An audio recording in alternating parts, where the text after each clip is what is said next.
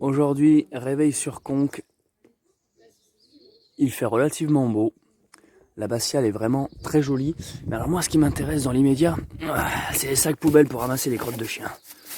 Ça, c'est du survivalisme. Rando, jour 36, 36e vlog. C'est parti, on va où aujourd'hui ?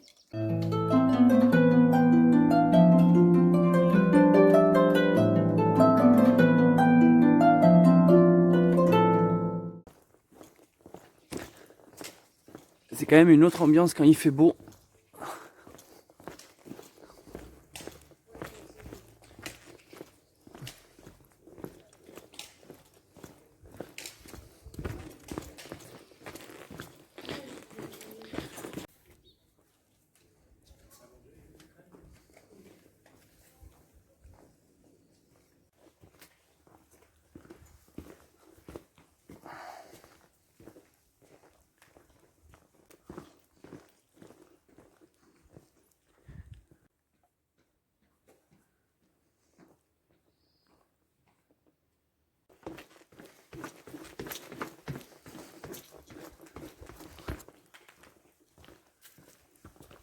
Là, si vous jetez une pièce, vous pouvez faire un vœu. En fait, il y a une coquille Saint-Jacques au milieu de la fontaine. Tu peux lancer une petite pièce. Si elle touche la coquille, tu as une chance que ton vœu se réalise. Si elle se pose sur la coquille, il se réalisera. Donc attends, si ça Si ça touche la coquille, après ça tombe, c'est quand même un peu bien. Ouais. Et si elle reste sur la coquille, c'est là, c'est ça y est, tu vas au paradis Genre direct. là... Voilà. C'est dur. J'aurais pas touché ce putain de caillou. Oui. Bravo. T'as un sou pour moi ? J'ai plus de centimes. Je suis un survivaliste, j'ai pas de sous. Merci. 2 centimes. Oh. Au pied de l'abbatiale, plein de sarcophages. Et à l'époque,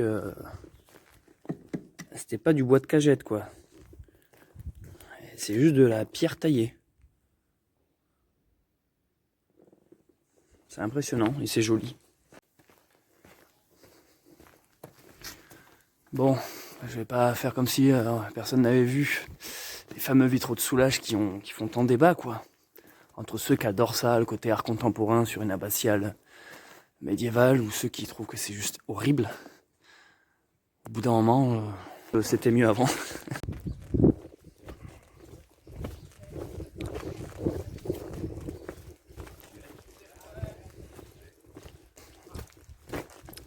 Village bien atypique comme on les aime. On reprend la route, je suis accompagné de M et O. On quitte Conques. Je dois avouer à une heure assez tardive. Il est presque midi. Mais on a le soleil et ça change toute la donne. On en avait ras le cul de la pluie.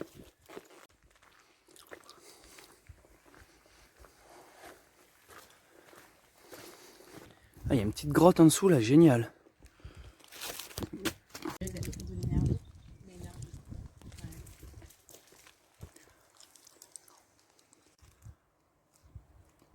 Petite cité médiévale à flanc de falaise qui s'appelle Conques, qui veut dire d'ailleurs coquille. Parce que c'est dans un creux de vallée, comme une conque finalement, comme une coquille. Rappelant la coquille Saint-Jacques que nous trimballons.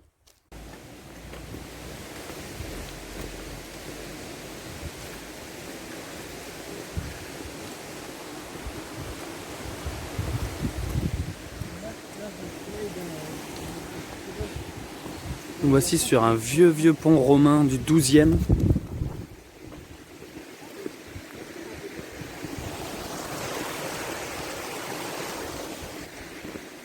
Vraiment magnifique. Qui permet de quitter Conques.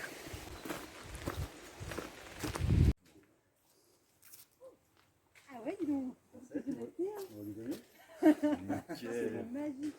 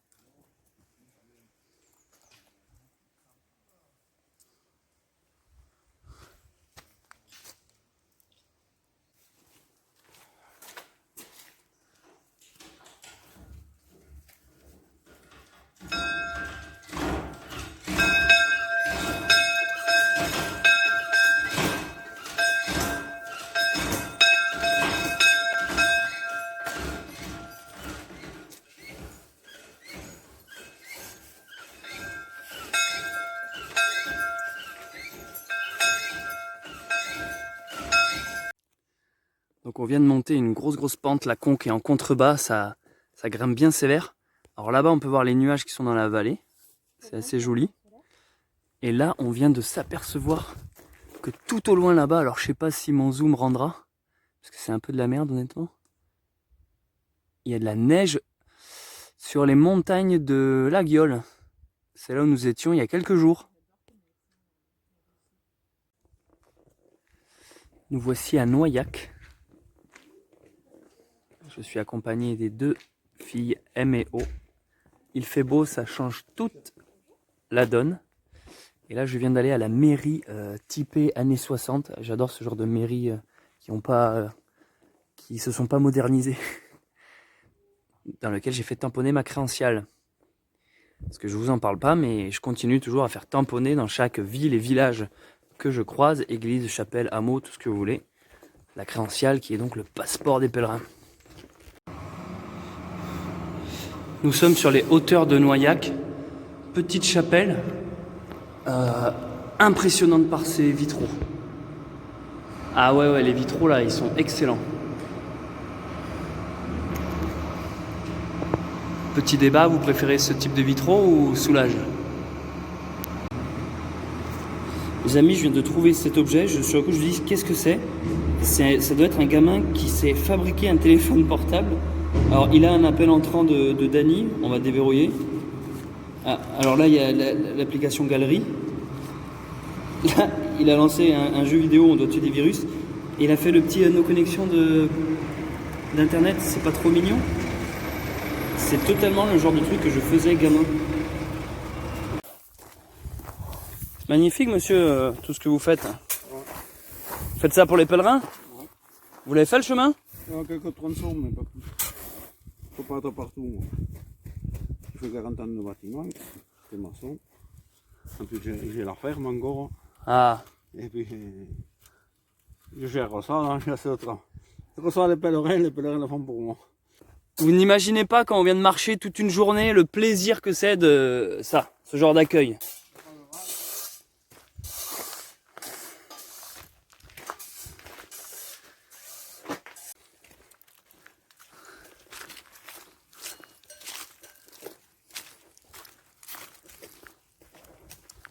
Est-ce que vous saviez que les néo-ruraux, genre les Parigots ou les Marseillais qui viennent s'installer dans les campagnes françaises, souvent ils se plaignaient que genre l'église elle sonne à 7h, que le coq il chante. Ah oui, et du coup ils ont porté plainte de ça. Ouais. Et en fait maintenant il y a une loi qui est passée, on peut plus se plaindre de ça, et ça s'appelle les bruits du patrimoine, un truc comme ça. D'accord. Je trouve ça culte. Genre en gros tu ne peux pas, ça appartient au patrimoine français et culturel. Le coq chante, on peut pas, moi je trouve ça trop bien. Mais la loi de l'attraction, c'est quoi pour toi? Moi, de ce que j'ai compris, du peu de lecture que j'ai fait, c'est que en fait, tu attires à toi ce que tu projettes. Enfin, en fait, la réalité n'existe pas. C'est nous qui la créons.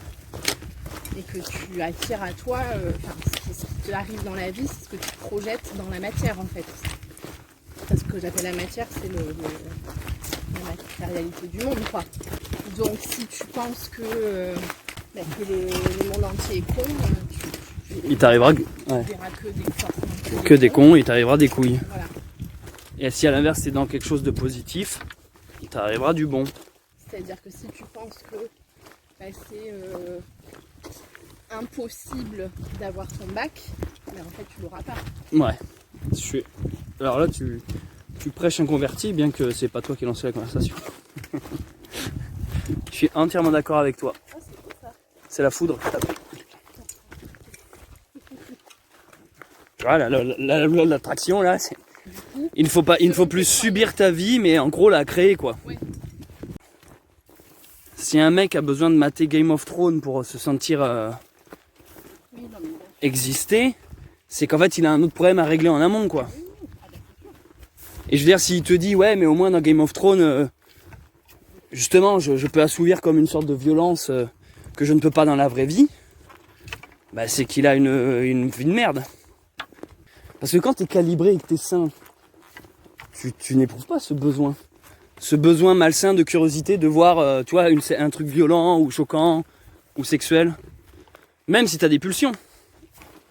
Si tu sais écouter ton corps et tes envies, tu diminues quand même grandement une certaine frustration, tu vois.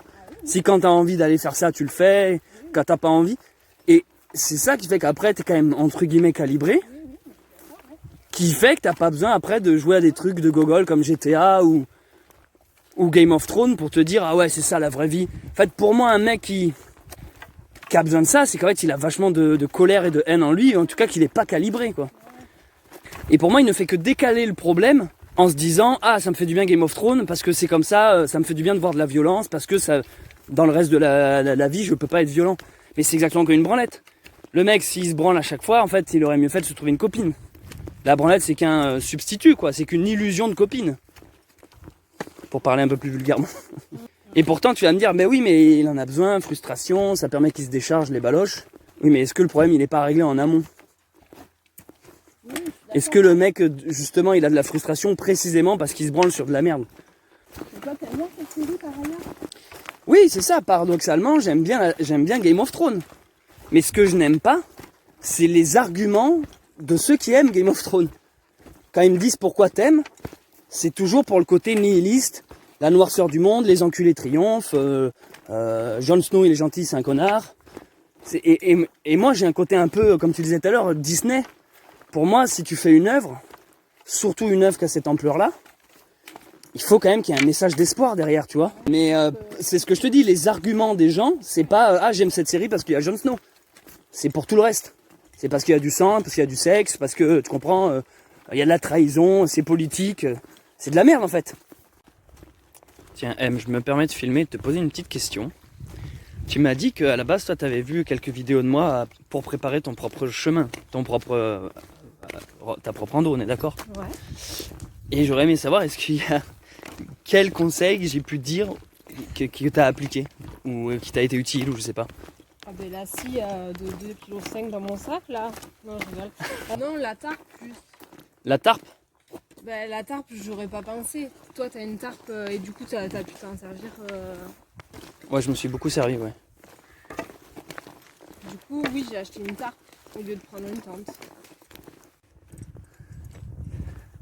Alors on peut remarquer cette montagne qui dénote un peu dans le paysage. Façon Bugarache. Une montagne un peu pointue. Qui semble artificielle. Et ben c'est le cas les amis. C'est parce que là on est dessus une ancienne ville minière. Qui lorsqu'il creusait la terre, lorsqu'il l'extrayait, il stockait on va dire la terre ici. Et au fil des années, ben, c'est devenu une montagne. Voilà, et du coup c'est assez atypique. C'est vraiment un tas de sable sur lequel on poussait des arbres. Comme quoi on peut créer des montagnes et pas seulement les détruire. Salut tout le monde, je m'appelle Céleste Grant, bienvenue pour ce nouveau vlog. Je m'aperçois que j'ai oublié de tourner l'introduction de cette vidéo alors que là il est déjà bientôt 17h. On a dormi sur Conques. Alors, on n'a pas dormi ni dans un gîte, ni dans un donativo, ni dans la tente, ni dans des poubelles. On a dormi chez un ami qui habitait pas loin de Conques, que j'ai appelé et qui est venu nous récupérer afin qu'on puisse enfin sécher tous nos fringues. Parce qu'il y en avait ras le cul, on s'est pris la pluie tout le temps. Mais aujourd'hui on repart sous le soleil et notre étape du moins c'est ce qu'on s'est fixé. Peut-être qu'on s'arrêtera à l'étape ou qu'on ira un peu plus loin, on ne sait pas trop. C'est un village qui s'appelle Lévignac-le-Haut. Max n'est plus avec moi, je suis de nouveau seul. Mais pas vraiment seul parce que si vous avez suivi ces vlogs quasiment au jour le jour, vous avez pu voir que j'ai rencontré deux pèlerines avec qui je marche maintenant. M et O. On parle de tout, on parle de rien. Des fois on passe plusieurs heures de marche à se suivre à la queue leu sans s'adresser un mot. On est chacun dans nos pensées, dans nos méditations, dans notre recueillement intérieur j'ai envie de dire. Et d'autres fois, pendant toute l'après-midi, on va se marrer comme des poires à rigoler sur tout. Voilà, donc ça change littéralement l'ambiance.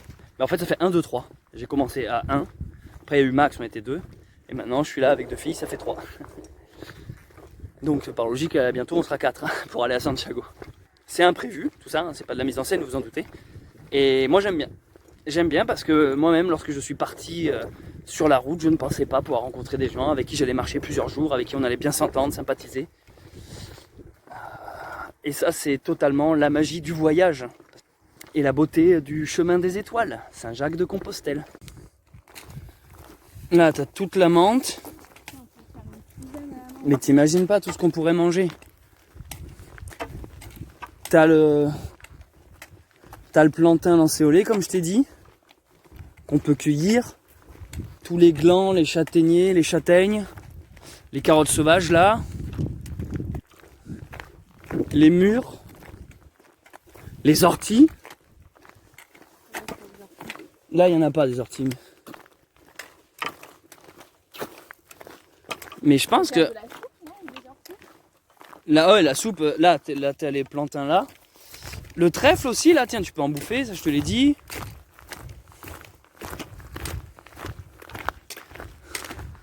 Après, avec un peu de chance, tu vas dans le bois, là, tu trouves des champignons. Non mais je te dis, en fait, on s'en rend pas compte, toute la bouffe qu'il y a autour de nous. Tu te fais une salade, avec des noix et tout. Arrivé, si je dis pas de bêtises, sur Decazeville. On descend depuis tout à l'heure, on quitte le plateau. Je pensais pas qu'on arriverait si vite, honnêtement. Je voyais ça plus loin, Conques-Decazeville. Et voilà. Quand t'arrives de Conques et que t'arrives là, franchement, c'est nickel. Là, il y a ambiance. Nous voici à Saint-Roch, ça s'appelle comment ici? Saint-Roch. Petite chapelle ouverte alors qu'il est 20h. Je dis n'importe quoi, il est quelle heure les filles? 19h30, la nuit va bientôt tomber. Ça, c'est un lieu potentiellement cool pour dormir. Ils sont où tes bâtons? Je les ai pas tes bâtons. Donc là, il nous reste encore un peu de marche pour atteindre Lévignac-le-Haut. On ne sait pas si on trouvera un endroit où dormir là-bas.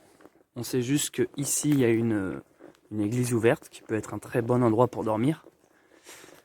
Mais donc, on décide de quand même continuer la marche et peut-être de trouver là-bas. À savoir que ce soir, c'est la première fois pour O qu'elle nous accompagne dans un délire bivouac non-organisation. Tu es stressé, O?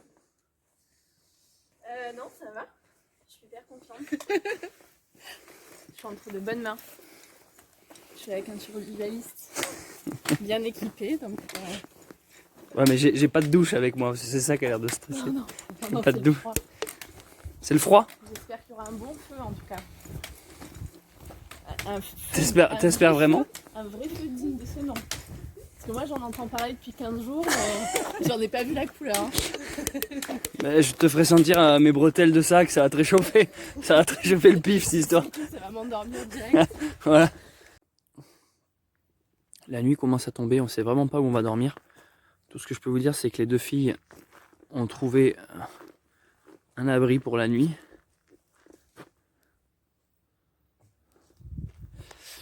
Et la nuit tombe. Mais ça fait partie de l'aventure, il y a une certaine ambiance dans la non-ambiance. Ce qui est assez excitant au final, c'est de justement ne pas savoir. Ne pas savoir où on va dormir. Ça peut être un peu, en fait, tout est possible. Ça peut être aussi bien un plan foireux où tu te dis, punaise, on aurait dû s'arrêter dans l'église là-haut, il faisait chaud, on était bien. Un truc nul, genre t'es dans un parking, on sait pas. Que un truc génial. Qu'un truc où tu dis, ah yes, on a bien fait de tirer. Voilà. Là où je me sens un peu responsable, c'est que elle, à la base, elle dort dans des bivouacs, dans des gîtes. Et là, ça y est, allez, on va te suivre le survivaliste qui nous fait rigoler, mais je suis pas sûr qu'elles vont rigoler très longtemps. Je suis pas sûr qu'on va rigoler très longtemps quand on sera sur du bitume dans le froid. Parce que là, elles aimeraient bien que je fasse un feu, que j'aille à la chasse, je leur vende du rêve, quoi. Mais là, ça va plus être un parking Ikea, je pense. Ça va être ça, hein, le survivalisme, c'est aussi ça. Hein. Ah, je sais. Non, mais je vois que ton attente, elle est beaucoup trop. Mais toi, tu vas dormir dans les chiottes, je pense. Tu vas rester là. Donc là, on est dans une sorte de forêt. Yo. Ça va? Oh? T'as peur un peu? T'as peur un peu? Vu qu'elle n'a pas de frontal, elle a créé un système, c'est qu'elle met son téléphone portable en mode torche. Et après, elle a une ficelle autour du cou. Oui, globalement, en fait, il n'y a pas de technologie, quoi. Globalement, c'est juste tu lâches ton téléphone et ça pend, quoi. Mais c'est hyper bien. En fait, je crois que c'est ça qui me fait rire avec toi. C'est que vu que tu viens de la ville, Ouais. ça m'a toujours fait délirer ce côté. Mais là, je parle pas de toi, je parle en général. Dans les films ou je sais pas quoi. Le côté, tu sais, la citadine qui est choquée ou perturbée par le bouseux, en fait. C'est un peu en mode Jacouille la fripouille avec. Mais monsieur Ouille, tu sais, genre parce que l'autre il ramasse l'eau avec son poncho, tu vois ce que je veux dire. Ça m'a toujours fait marrer, quoi. Et du coup, ce truc où on marche dans les bois et que on avance et que toi d'un coup tu fais non mais là attendez il fait nuit et là on va mourir. Moi ça me tue de rire ça.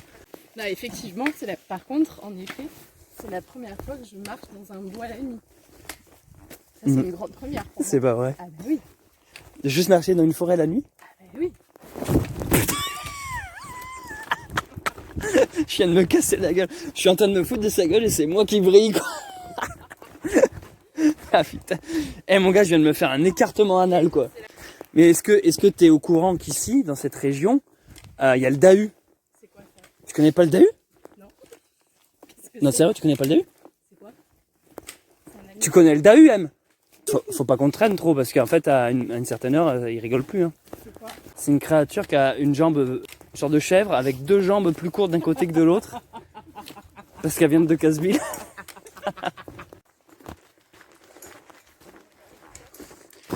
Nous arrivons la nuit bien tombée à Lévignac-le-Haut. On ne sait pas où on va dormir, par contre on vient de croiser une personne en voiture qui s'est arrêtée et qui nous a dit genre oui vous pouvez dormir dans l'église, elle est ouverte, ou sur le terrain de quilles. Et ça fait plaisir. Parce que est-ce que vous dans votre quotidien des gens s'arrêtent pour vous dire où dormir? Non. Sur le chemin de Saint-Jacques, oui. L'église généralement il fait meilleur et il y a 4 murs. Que le terrain de quilles c'est plus une forme d'abri généralement. Mais il y a les toilettes.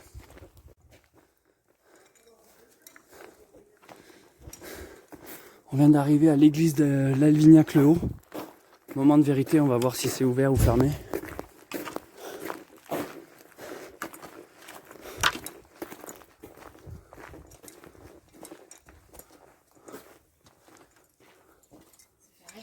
Et merde. Pour nous? Non, mais on ne savait pas, du coup, comme on a une chambre, on est venu vous chercher. Ah, c'est trop gentil. C'est pas magique un peu ça? Ouais. C'est quoi ton prénom? Jules. Jules. Ok, bah salut Jules. Moi c'est Céleste. T'as quel âge? 10 ans. Ok, faut qu'on te suive là? Ah d'accord. Est-ce que je te l'avais pas dit? Oui. T'es obligé de l'admettre. Oui. Au bout d'un moment c'est juste de la magie. Ouais. Non mais c'est quoi, je vais te dire un truc. Même moi quand je vous l'ai dit, j'y croyais pas. Quand je vous l'ai dit tout à l'heure. Ouais. Je me suis dit c'est tellement gros ce que je dis que c'est pas possible. C'est pas improbable. Tout ça grâce au fait qu'on se soit trompé de route. Oui. Merci Céleste, c'est grâce à toi. Non mais attends. Oui? Enfin rentrez. Fais comme chez toi, hein, rentrez sans taper. Est-ce que vous voulez du thé ou à boire? Pourquoi pas une infusion. Ouais, une verveine, allez, une infusion. Bon, allez, on vous prépare ça. Merci. C'est très gentil, merci. Là, les gens, c'est surréaliste. On a été invité chez une personne. Non mais au bout d'un moment, vous allez croire que c'est truqué, tous ces trucs. Il y a un sauna. C'est pas possible. Là, vous allez dire, non, vous avez loué un gîte et vous faites croire qu'on vous l'offre. Non. Le mec est venu nous proposer, gentiment, une chambre pour nous 3.